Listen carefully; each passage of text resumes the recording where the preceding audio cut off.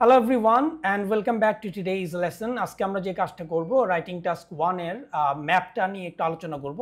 This is going to be the first class. আজকে আমি একটু vocabulary নিয়ে আলোচনা করব যে কিভাবে আমাদের ম্যাপ থাকলে কিভাবে আমাদের এটাকে বুঝতে হয়, the understanding and the vocabulary that's involved.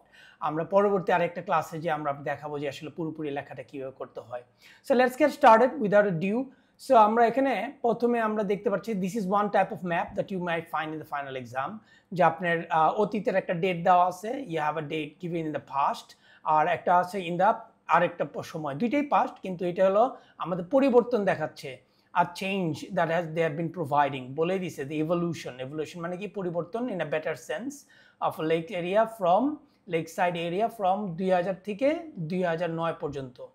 So anyway, so এখানে ম্যাপের যে জিনিসগুলো একটু খেয়াল রাখার আমাদের যে জিনিসগুলো বুঝতে হবে যে ইন টোটাল যে ম্যাপে আসলে কি কি আছে সেগুলো আমাদের একটু দেখতে হবে, আমাদের ডাইরেকশনস গুলো বুঝতে হবে।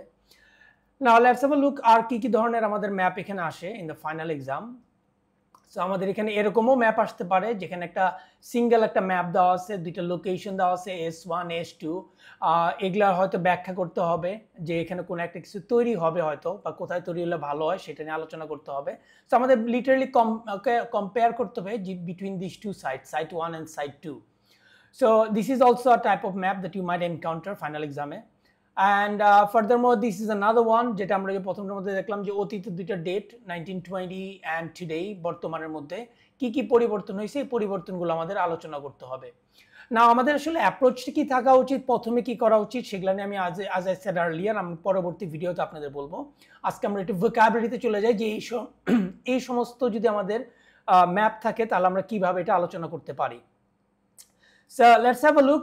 First of all, this is another type of map that you may encounter একই রকমই before আমাদের আগে কি ছিল এবং পরে কি হয়েছে।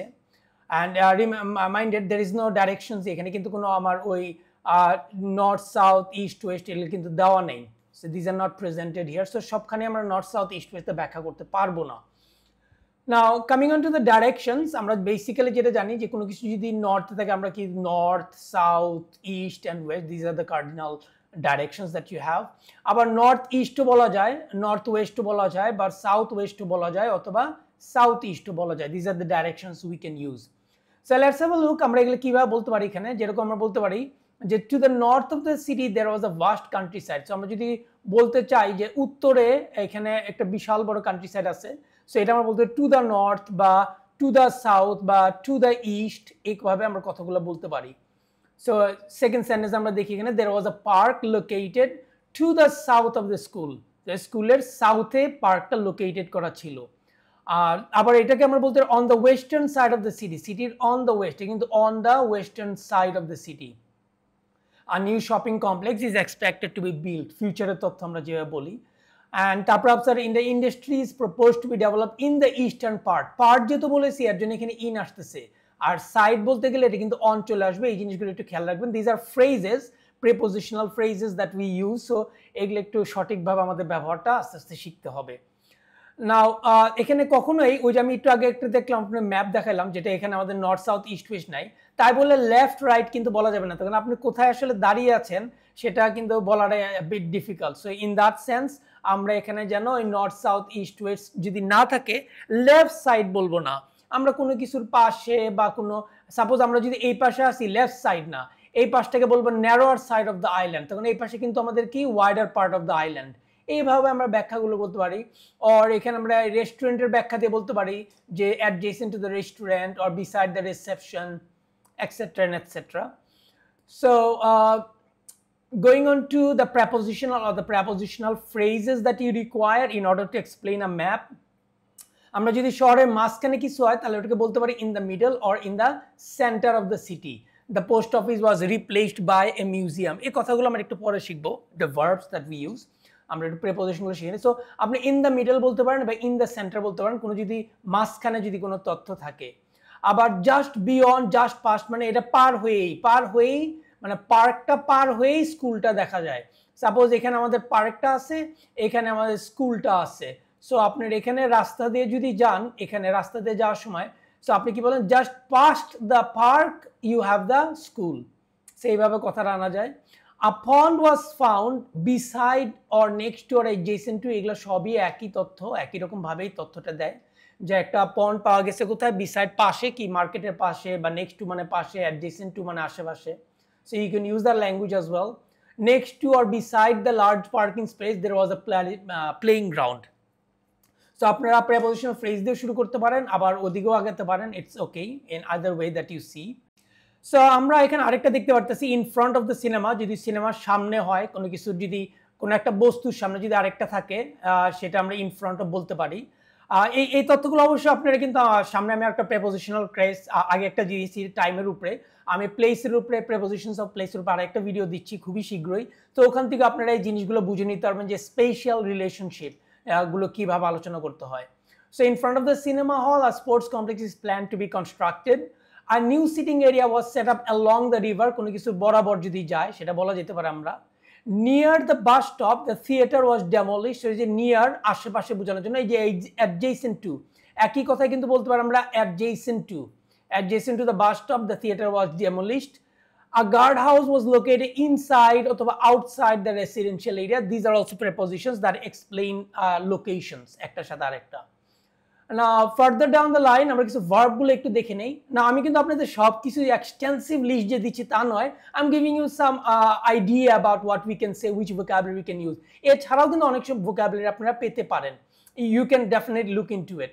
সো আমরা একটু ভার্ব গুলো দেখি। কোনো কিছু তৈরির ব্যাপারে যদি হয় আমরা বলতে পারি বিল্ড, বা পাস্ট টেন্সে যেটা আমরা বলবো বিল্ড। আমরা ভয়েসটা নিয়ে একটু পরে কথা বলতেছি যে আমরা পাস্ট পার্টিসিপল কখন ব্যবহার করি। সো বিল্ড বা ডেভেলপ বা সেট আপ বা ইরেক্টেড হলো পার্টিকুলারলি ফর বিল্ডিংস এর জন্য বলা হয়। So a new bridge was built to connect the towns, এভাবে বলতে পারি আমরা ওয়াজ বিল্ট। কারণ আমরা এখানে প্যাসিভ কেন ব্যবহার করি একটু শর্ট আপনাদের বলে যাই। প্যাসিভ ভয়েস ব্যবহার করা একটাই কারণে, কারণ কে কাজটা করতেছে, কে বিল্ডিংটা করতেছে, কে কনস্ট্রাকশনটা করতেছে সেই তথ্যটা কিন্তু আমাদের এখানে দেওয়া নাই। We don't know the people who are doing it. So therefore এখানে কিন্তু আমাদের প্যাসিভ ভয়েসে কথাগুলো বলতে হবে।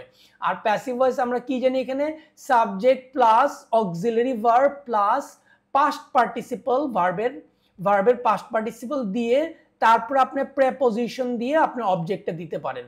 This is a basic structure of passive voice. So you can use the structure if you want. Anyways, so আমরা পরবর্তী ওয়ার্ডগুলো একটু দেখি। এখানে আপনি কনস্ট্রাক্ট বা কনস্ট্রাক্টেড বা রিকনস্ট্রাক্টেড কিন্তু পুনরায় তৈরি করা, আর কনস্ট্রাক্ট হলো নতুন করে তৈরি করা। So they have their differences in their use. Like a pier was constructed to facilitate the boats. আবার দ্য বিল্ডিং ওয়াজ রিকনস্ট্রাক্টেড, পুনরায় তৈরি করা হয়েছিল into a primary school.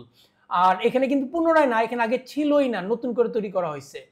Then extend বা এক্সটেন্ডেড, এগুলো আমরা বলিল বৃদ্ধি করার ক্ষেত্রে, যে রাস্তাটা আরো বৃদ্ধি করা হয়েছে, আর একটু সামনে নেওয়া হয়েছে, ওইসব কথাবার্তা বলার জন্য এটা হয়।